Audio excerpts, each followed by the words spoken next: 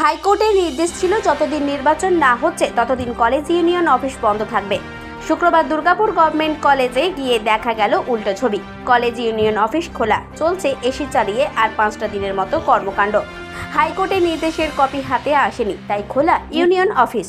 সাফাই তৃণমূল ছাত্র পরিষদের সিনিয়র নেতা শুভজ্যোতি মজুমদারের।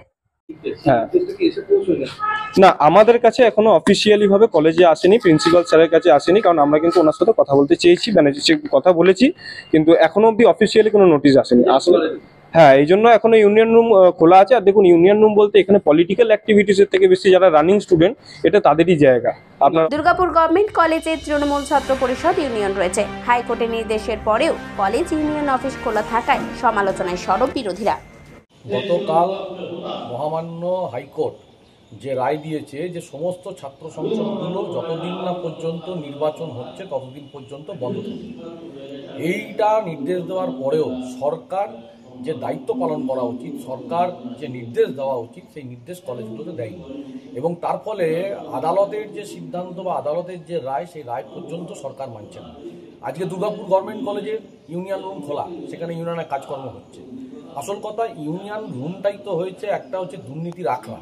এবং হাইকোর্ট, মহামান্য হাইকোর্ট যেখানে রায় দিয়েছেন যে কলেজে নির্বাচন হয়নি, সেই নির্বাচন না হওয়া কলেজগুলিতে ইউনিয়ন রুম খুলতে পারবে। আজকে সংবাদ মাধ্যমের সূত্র থেকে খবর পাচ্ছি যে গভর্নমেন্ট কলেজে ইউনিয়ন অফিস খোলা।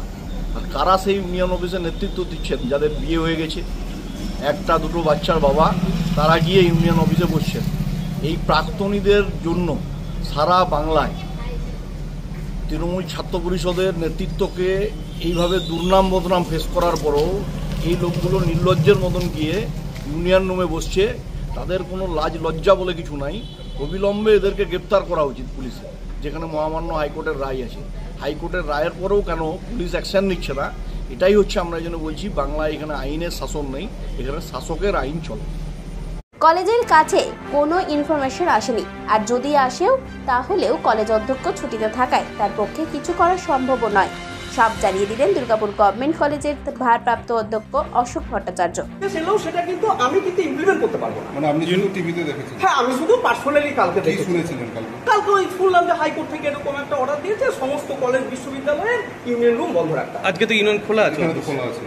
সেটা আমি তো ধরুন, আমি ওই যে বললাম, আমার ইমপ্লিমেন্ট করার কিন্তু মানে it is not my jurisdiction, it is my beyond jurisdiction. আমি কিন্তু এই কলেজের প্রিন্সিপাল না। আপনার কাছে কোনো ইনফরমেশন কিছু আছে? না, কোনো সিদ্ধান্ত নেওয়ার না আমার ক্ষমতা নেই। মানে এবং এটা মানে এই স্বল্প 2-4 দিনের চার্জে থেকে এটা কেউ করতে পারেন না। ঠিক আছে। দুর্গাপুর গভর্নমেন্ট কলেজের কলেজ ইউনিয়ন অফিস হাইকোর্টের নির্দেশের পরেও খোলা থাকায় এখন বিরোধীদের প্রশ্নের মুখে সরকারি কলেজের তৃণমূল ছাত্র পরিষদ ইউনিয়ন অফিস। যদিও তৃণমূল ছাত্র পরিষদের তরফে জানানো হয়েছে নির্দেশের কপি হাতে পেলেই অফিস বন্ধ করে দেবেন তারা। দুর্গাপুর থেকে অনুরাধা সেনগুপ্তের রিপোর্ট, খাঁটি খবর।